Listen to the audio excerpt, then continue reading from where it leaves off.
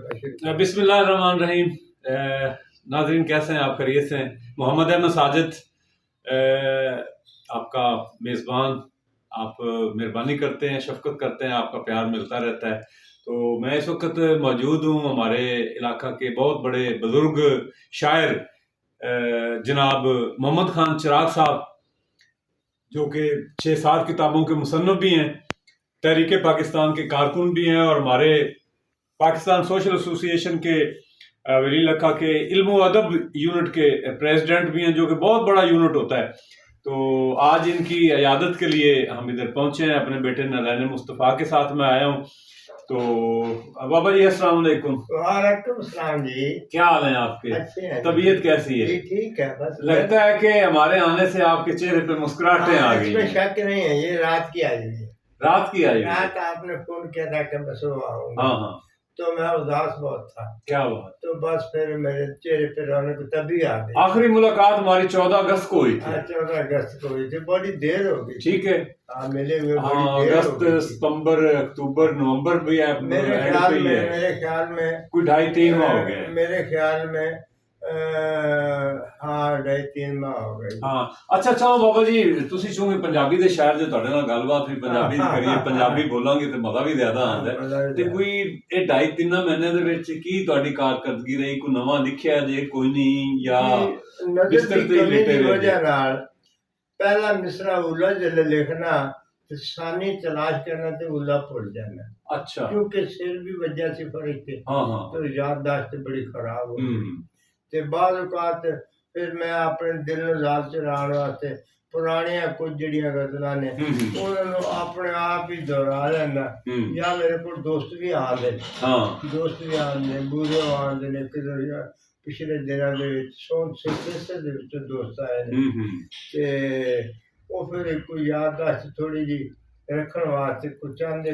ਚਲੋ ਹੁਣ ਕੋਈ ਚੀਜ਼ ਸੁਣਾਓ ਫਿਰ ਜਿਹੜੀ ਕੋਈ ਲਿਖੀ ਜੇ, ਕੋਈ ਲਿਖੀ ਪੰਜਾਬੀ ਦਾ ਕੋਈ ਕਲਾਮ ਪੇਸ਼ ਕਰੋ। ਪੰਜਾਬੀ ਦਾ ਕਲਾਮ ਲਿਖਿਆ ਜੀ ਕਿ ਚੁੱਕੇ ਅਨਾ ਹੋ ਗਿਆ ਨਾ, ਫਿਰ ਮੈਂ ਇਹਨੂੰ ਸਾਹਮਣੇ ਲਿਆਂਦਾ ਇਸ ਗੱਲ ਨੂੰ। ਅਨਾ ਵਾ ਪਰ ਦਿਲ ਸਜਣਾ ਦੇ ਗਲੋ ਗਲੀ ਢੋ ਲੈਣਾ ਵਾ। ਅੰਨਾ ਵਾ ਪਰ ਦਿਲ ਸਜਣਾ ਦੇ, ਅੰਨਾ ਵਾ ਪਰ ਦਿਲ ਸਜਣਾ ਦੇ ਗਲੋ ਗਲੀ ਢੋ ਲੈਣਾ। ਵਾਹ ਵਾਹ, ਗਲੋ ਗਲੀ ਢੋ ਲੈਣਾ ਵਾ। ਸੱਜਣ ਜਿਸਲੇ ਧੋਖਾ ਦਿੰਦੇ ਨੇ, ਲੁਕਮਾ ਲੁਕਮਾ ਰੋ ਲੈਣਾ ਵਾ। ਵਾਹ ਵਾਹ ਵਾਹ, ਲੁਕਮਾ ਲੁਕਮਾ ਰੋ ਲੈਣਾ ਵਾ। ਸੂਰਜ ਚੰਨ ਤੇ ਤਾਰਿਆਂ ਦੇ ਨਾਲ ਮੈਨੂੰ ਕੀ ਲੱਗੇ? ਸੂਰਜ ਚੰਨ ਤੇ ਤਾਰਿਆਂ ਦੇ ਨਾਲ, ਕਿਉਂਕਿ ਮੰਜੀ ਤੇ ਪਿਆ। ਸੂਰਜ ਚੰਨ ਤੇ ਤਾਰਿਆਂ ਦੇ ਨਾਲ ਮੈਨੂੰ ਕੀ ਲੱਗੇ? ਦਿਲ ਦਾ ਦੀਵਾ ਬਾਲ ਕੇ ਮੈਂ ਤੇ ਲੋ ਲੈਣਾ। ਦਿਲ ਦਾ ਦੀਵਾ ਬਾਲ ਕੇ ਮੈਂ ਤੇ ਲੋ ਲੈਣਾ ਵਾ। ਬੁਢਾਪੇ ਦਾ ਬੁਢਾਪੇ ਦੀ ਦੁਪਹਿਰ ਤੇ ਉਜੜ ਪੈਣਾ। ਬੁਢਾਪੇ ਦੀ ਦੁਪਹਿਰ ਤੇ ਉਜੜ ਪੈਣਾ। ਯਾਦ ਕਰਕੇ ਯਾਰਾਂ ਨੂੰ ਆਸ ਦੇ ਥੱਲੇ ਖਲੋ ਲੈਣਾ। ਯਾਰਾਂ ਦੀ ਯਾਦ ਦੀ ਆਸ ਦੇ ਥੱਲੇ ਖਲੋ ਲੈਣਾ ਵਾ। ਵਰਲੇ ਟੁਰਨਾ ਸ਼ਾਮਾਂ ਤਾਈਂ ਵਿਹੜੇ ਦੇ ਵਿੱਚ ਤੁਰਿਆ ਰਹਿਣਾ। ਵਰਲੇ ਟੁਰਨਾ ਸ਼ਾਮਾਂ ਤਾਈਂ ਵਿਹੜੇ ਦੇ ਵਿੱਚ ਤੁਰਿਆ ਰਹਿਣਾ। ਸ਼ਾਮੀ ਲੰਮਾ ਪੈਣ ਲੱਗਿਆ ਮੁੱਕੀ ਛੱਡੀ ਰੋ ਲੈਣਾ ਵਾ।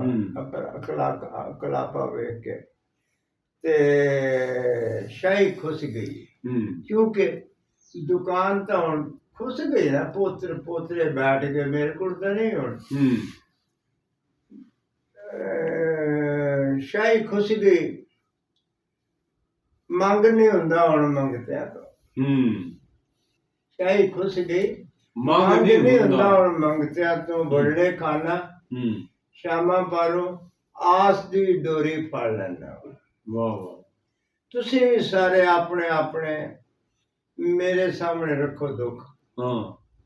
ਤੁਸੀਂ ਵੀ ਸਾਰੇ ਆਪਣੇ ਆਪਣੇ ਮੇਰੀ ਝੋਲੀ ਪਾਓ ਦੁੱਖ। ਇੰਜ ਨਾ ਡਿੱਗਣ ਦੇ ਸਾ ਕਸਮੇ ਆਟੇ ਵਿੱਚ ਵਲੋ ਲੈਣਾ ਵਾ। ਵਾਹ ਵਾਹ, ਆਟੇ ਵਿੱਚ। ਪੰਜਾਬੀ ਹੈ।